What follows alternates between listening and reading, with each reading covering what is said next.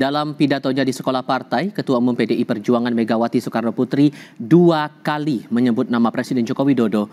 Mega menyinggung soal utang pemerintah dan pemimpin yang suka bikin versinya sendiri.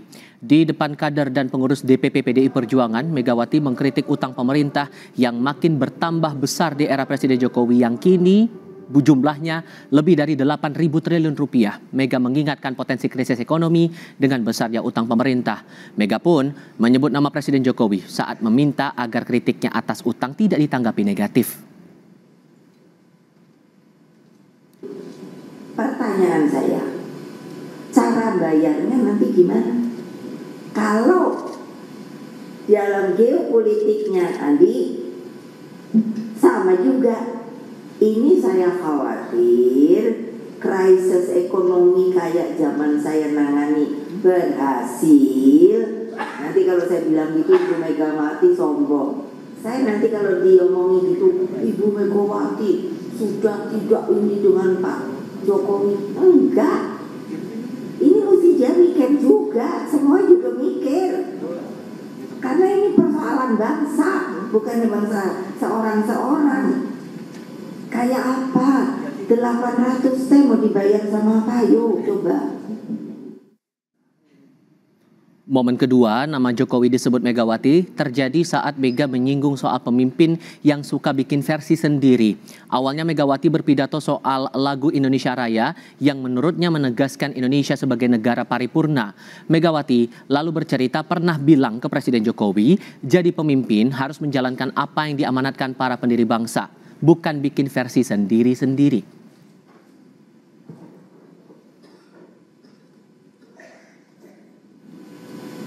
Mau nyari apa lagi sih? Saya ngomong sama Pak Jokowi, kalian pemimpin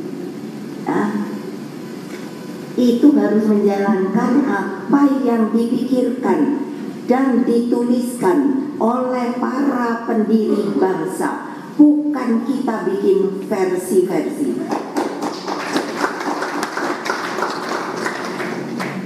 Nah kalau sekarang saya lihat pemimpin itu bikin versi, aneh. Lembaga yang ada sih udah dijalanin aja susah banget.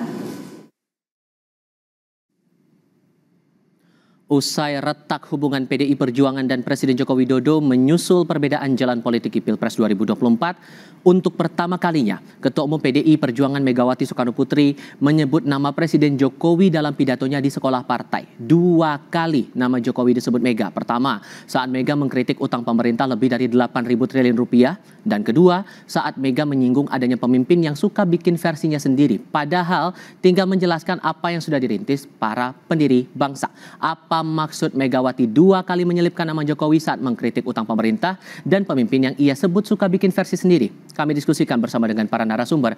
Bergabung saat ini Ketua DPP PDI Perjuangan Deddy Sitorus, juga bergabung anggota Dewan Pakar Partai Golkar Ridwan Hisyam dan pengamat politik Burhanuddin Muhtadi. Selamat sore semuanya, apa kabar? Selamat sore, Tival. Terima kasih seluruhnya sudah bergabung bersama kami. Bang Deddy, apa yang Anda tangkap, apa yang Anda baca dari kritik Bu Mega kemarin itu? Karena rasanya ini baru pertama kali ya Bu Mega menyebut nama Pak Jokowi setelah proses Pilpres berlangsung kemarin. Ya, saya kira ada 2 hal penting yang disentuh oleh Ibu Megawati ya. Pertama, dan itu tidak hanya untuk Pak Jokowi tapi juga untuk semua kita ya, rakyat Indonesia.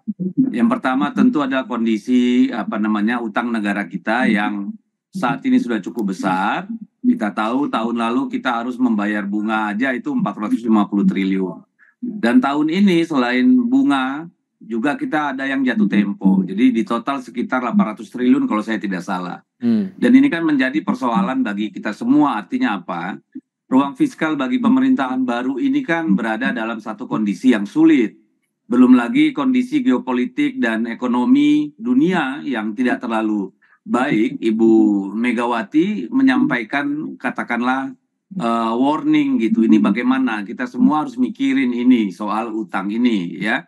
Karena apa? Ketika muncul gagasan untuk menambah utang sampai 50% dari PDB, itu terjadi capital outflow di kita ya, saham langsung jatuh dan rupiah juga anjlok.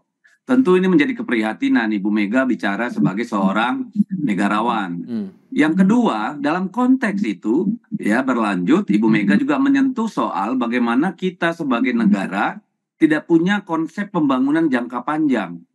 Ya, karena memang setelah tidak ada MPR yang menghasilkan GBHN, itu setiap pemerintahan baru selalu lahir dengan ide-ide baru dan pikiran-pikiran baru yang sebenarnya menurut Ibu Mega, para pendiri bangsa ini sudah menetapkan arah dan tujuan dari kemerdekaan kita, apa sih tugas-tugas negara gitu. Ya, secara ringkas Ibu Mega mengatakan udahlah nggak usah yang baru-baru atau apa.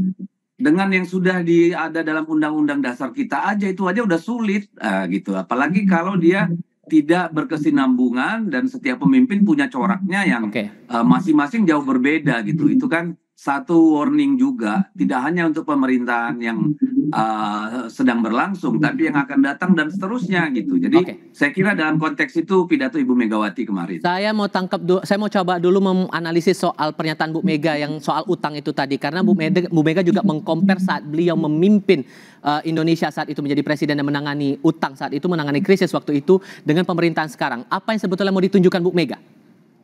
Ya, saya kira yang mau ditunjukkan adalah bahwa kalau kita dibebani oleh utang, maka negara tidak bisa bergerak. Karena apa? Ruang fiskalnya terbatas dan itu berpengaruh terhadap ekonomi, terhadap rating katakan obligasi kita, terhadap rating dunia investasi kita.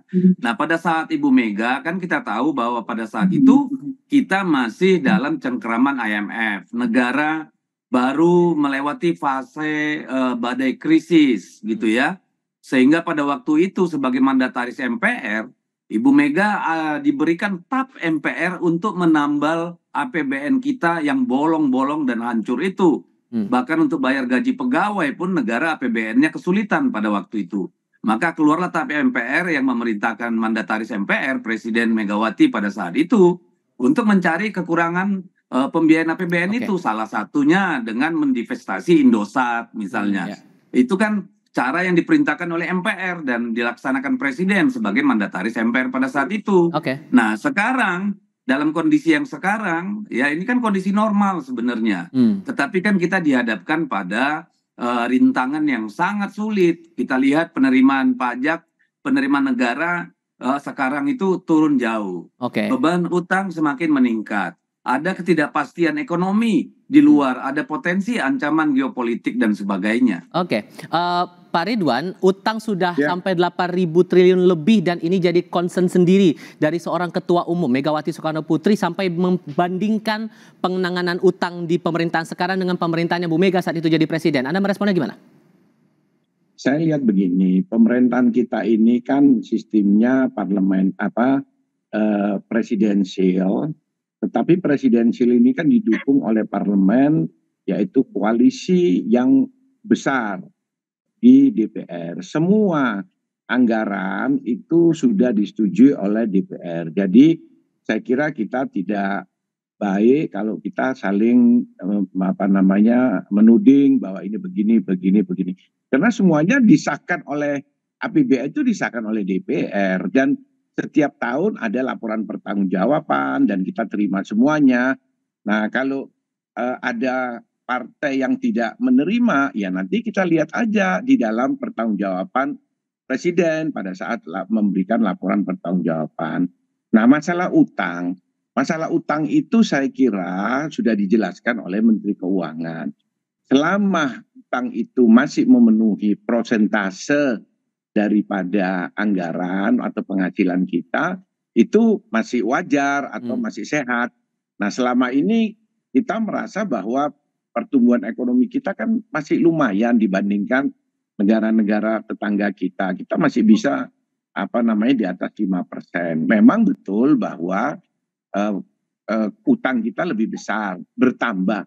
Tapi kan kita lihat pertanggungjawabannya kan ada dan kita semua di DPR setiap tahun di komisi-komisi menerima pertanggungjawaban Presiden yang melalui menteri-menterinya. Nah, itu saya kira kalau kita melihat hal ini, kita janganlah bermain drama dalam hal pemerintahan ini. Karena kita bersama-sama semua Tapi Saya kalau kira melihat faktanya masih ada PHK, sekarang kondisi nilai tukar rupiah melemah dan yang lain-lain itu?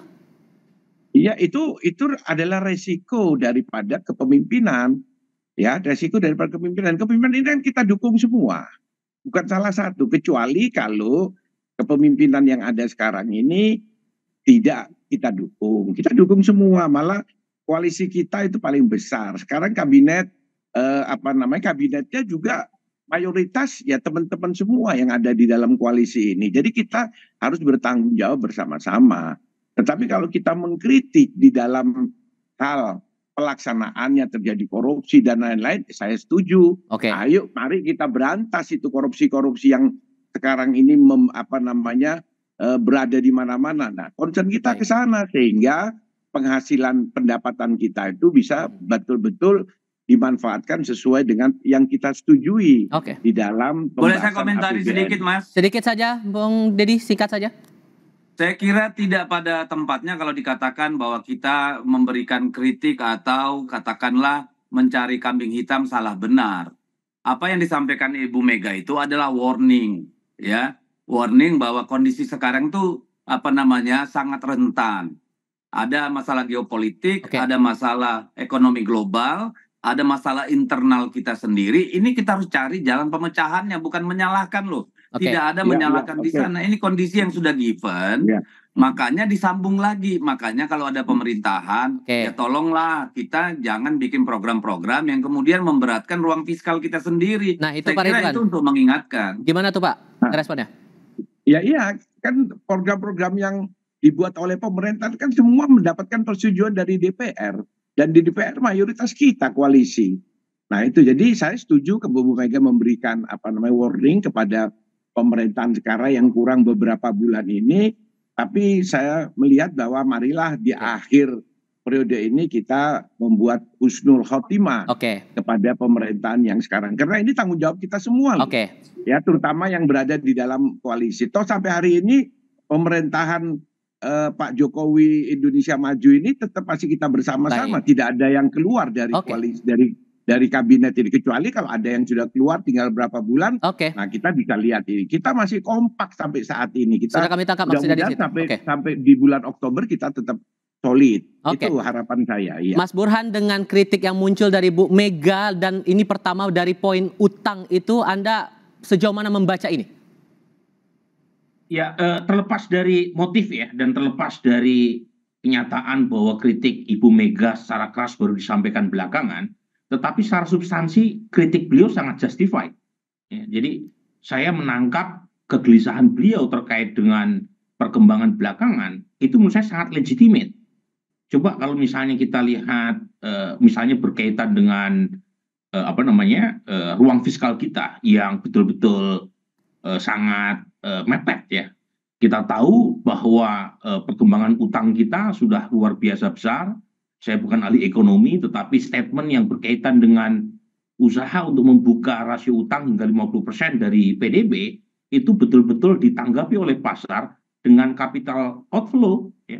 Dan pertumbuhan ekonomi 5%, kritik yang disampaikan oleh para ekonom itu kurang sekali memberi trickle down effect ya, karena banyak disumbang oleh sektor ekstraktif yang berkaitan dengan tambang. Komoditas, ya. Jadi ini penting nih kritik semacam ini, karena kita pengen ya politik kita itu tidak yes man.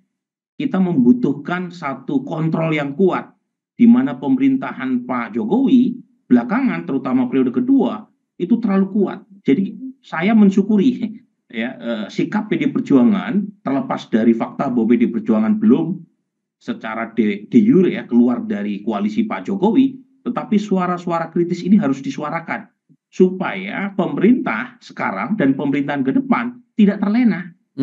Apalagi kalau kita kaitkan dengan keterbatasan fiskal ya. Oke. Jadi ini penting buat pemerintahan Pak Prabowo dengan agenda yang cukup besar, misalnya freelance, kemudian juga peningkatan anggaran pertahanan, itu harus ditanya lebih jauh duitnya dari mana. Oke, tapi kalau melihat timingnya, sorry saya potong di situ, tapi kalau melihat timingnya di momen setelah Pilpres ini dan baru pertama kali seorang ketua umum menyampaikan nama Jokowi begitu di sekolah partai, Anda menangkapnya gimana? Ya itu kan, maksud saya begini, saya tadi mengatakan ya lepas dari soal motif politik, motif politiknya tidak bisa dipisahkan, dari residu pilpres. Ya, kita tahu bahwa kritik keras semacam ini kan tidak muncul ketika hubungan PDI Perjuangan dengan Istana sedang baik-baik saja. Tetapi saya tidak mempersoalkan itu. Ya, jadi publik memerlukan suara lain di elit kekuasaan untuk menyeimbangkan power yang terlalu kuat. Dan suara itu ada di tangan PDI Perjuangan. Jadi buat saya, ya, lepas dari timing yang baru muncul belakangan, dan terlepas dari fakta bahwa Pak Jokowi tinggal misalkan beberapa bulan, tetapi suara-suara kritis semacam ini harus terus diingatkan.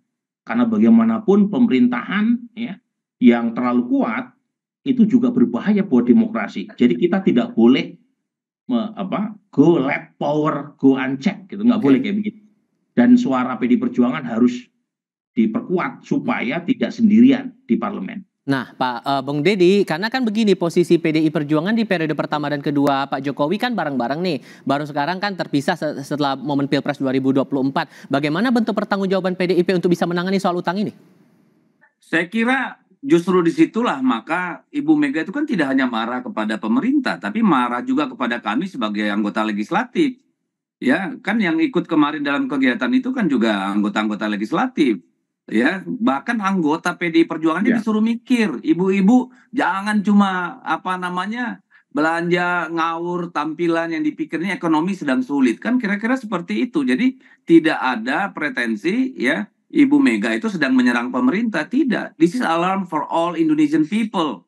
Itu satu hal. Yang kedua, kenapa baru sekarang? Karena kan kita memasuki masa transisi pemerintahan baru. Yang akan menghadapi persoalan ini adalah pemerintahan baru. Jadi dilihat itu satu rangkaian. Ibu Mega bicara kondisi aktual hari ini, beban yang tertinggal hari ini, dan kondisi ke depan. Untuk mengingatkan pemerintahan yang akan datang juga, supaya ketika membuat program itu hati-hati gitu loh. Kan itu ada sambungannya gitu. Jadi itu sama sekali bukan attacking, it's alarm gitu loh. Untuk mengingatkan, oke lah, apa iya misalnya nih contoh, apa serius nih mau ngabisin 450 triliun untuk freelance tadi misalnya. Kan sebenarnya secara tidak langsung mau ke sana. Karena apa? Karena kita melihat kondisi eksternal kita kurang baik, internal kita juga kurang baik. Saya kasih contoh. Misalnya ini untuk BUMN saja. Sambil saya kasih contoh misalnya Pelindo. Kalau 100 rupiah naik itu jatuh kurs dolar kita, rupiah kita. Itu beban utangnya bertambah 250 miliar rupiah loh. Coba bayangin kalau dolar kita hancur terus begini, ini bagaimana? Iya kan? Jadi ini kan persoalan untuk dijawab oleh kita semua, dan terlebih bagi partai politik, bagi legislatif, bagi eksekutif, not targeting on Pak Jokowi, yang enggak lah, Pak Jokowi udah mau selesai gitu loh.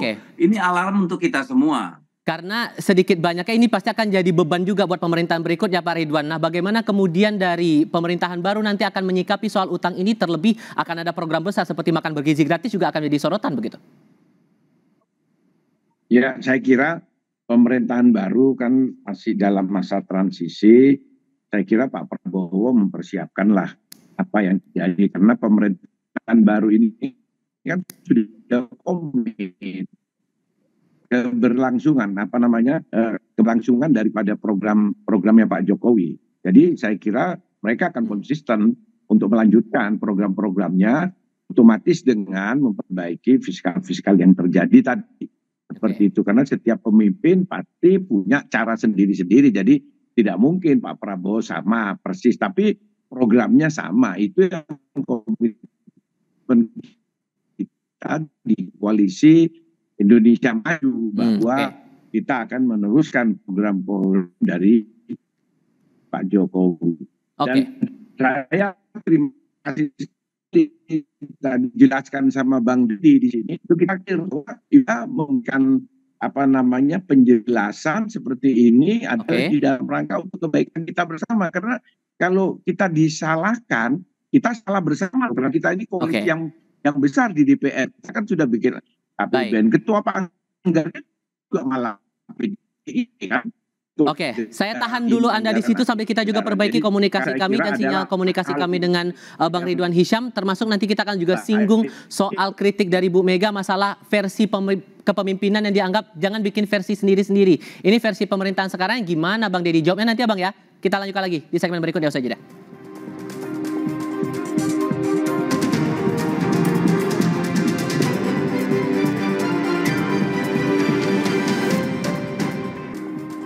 Masih melanjutkan diskusi bersama Deddy Sitorus dari PDI Perjuangan, Ridwan Hisyam dari Golkar, dan juga Burhanuddin Muhtadi. Bang Deddy, kemarin juga disampaikan kritik oleh Bu Mega masalah kepemimpinan dan disebut jangan bikin versi sendiri-sendiri. Emang versi pemerintahan sekarang kayak gimana Bang?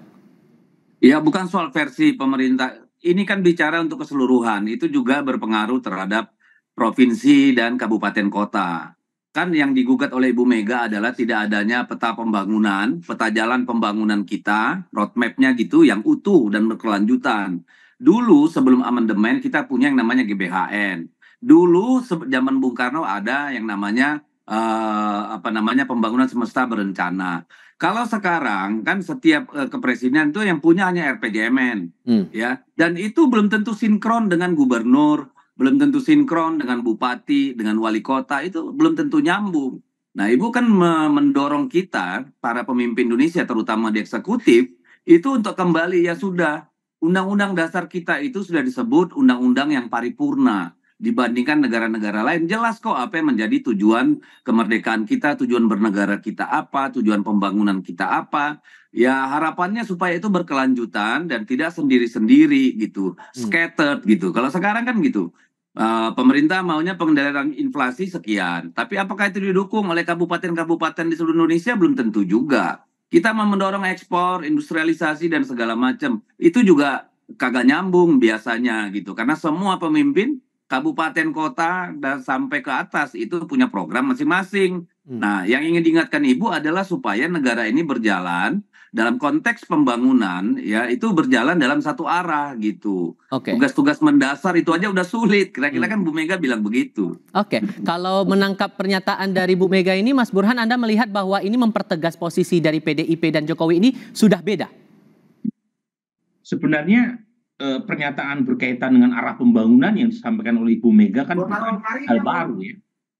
Kita sudah pernah mendengar usulan yang sama dari Ibu Mega terkait dengan minimnya panduan atau guide kita sebagai berbangsa. Dan waktu itu sempat muncul isu berkaitan dengan menghidupkan kembali GBHN melalui amandemen Undang-Undang Dasar 45. Sesuatu yang kemudian ditutup kembali karena dikhawatirkan isu amandemen tersebut membuat ada pihak atau pembonceng gelap untuk memasukkan agenda mereka sendiri. Ya. Tapi poin saya, ya, isu semacam ini bukan baru, ya. Ini isu yang lama dan pada titik tertentu saya setuju perlu sinkronisasi antara pemerintah pusat dengan pemerintah daerah, terutama dalam sistem pilkada langsung. Karena masing-masing merasa dipilih secara rakyat, masing-masing merasa mendapatkan mandat langsung dari publik, kemudian mereka, para pemimpin baik eksekutif di tingkat nasional atau daerah, itu merasa punya semacam legitimasi untuk menggulirkan agenda mereka sendiri-sendiri. Sehingga tidak sinkron.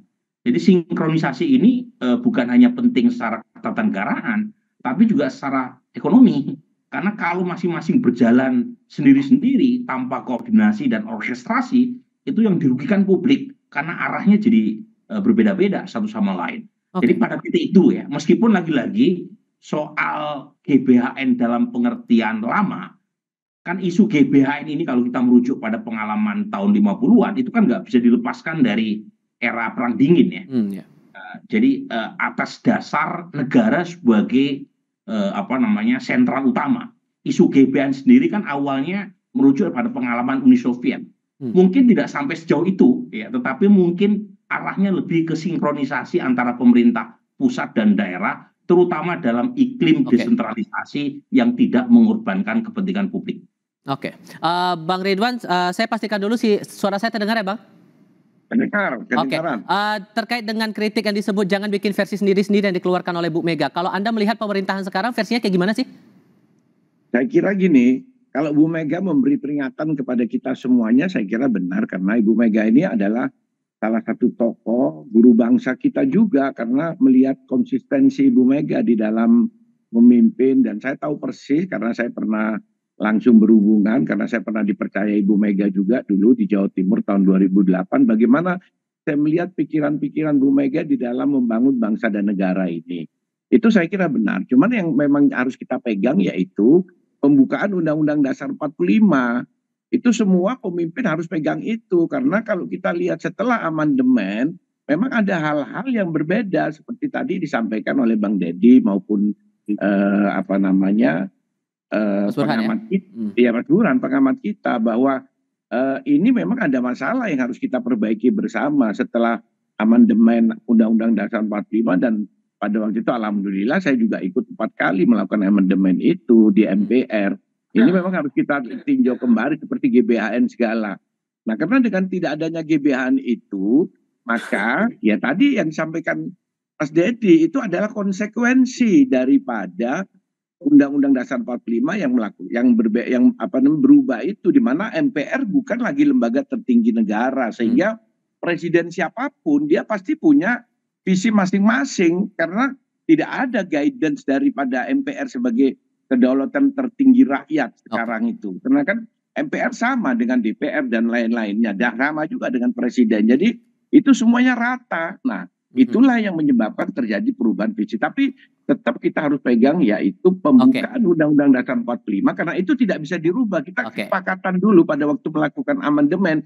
Oke, kita amandemen tapi pembukaan tidak boleh dirubah karena itulah roh daripada kemerdekaan kemerdekaan Republik Indonesia tanggal 17 Agustus tahun 1945. Oke, sudah kami tangkap poinnya di situ ya, masalah GBHN itu tadi. Tapi juga poin terakhir yang juga disampaikan oleh Bu Mega, Bang Deddy, masalah pertanyaan yang disampaikan ke Pak Yasona Lauli ini, kader kita ditargetin nih. Apakah ini dan di Tenggarai ini soal isu hukum? Ini Anda lagi dari Bu Mega ini menyinggung KPK atau lagi nyinggung siapa sebetulnya? Saya kira aparat penegak hukum secara keseluruhan ya. Karena itu real yang kita hadapi sejak sebelum Pilpres sampai hari ini.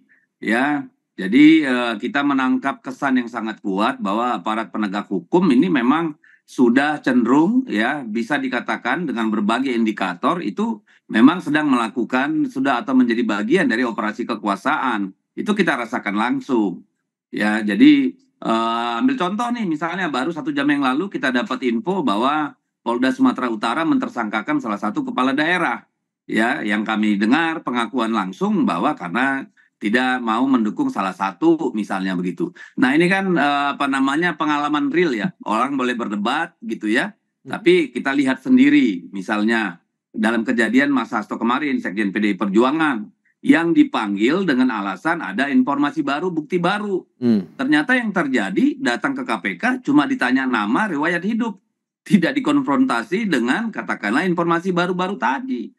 Gitu. Jadi ini kan kita melihat ini ya ada problem nih gitu loh, dan itu kita mengalami real gitu. Jadi ya itu bacaan kita, tapi terserah sendiri rakyat menilai seperti apa, tapi kami melihat ini sebagai satu ancaman bagi demokrasi kita. Sebuah sentimen dan dipandang sebagai operasi kekuasaan. Menurut Pak Ridwan gimana?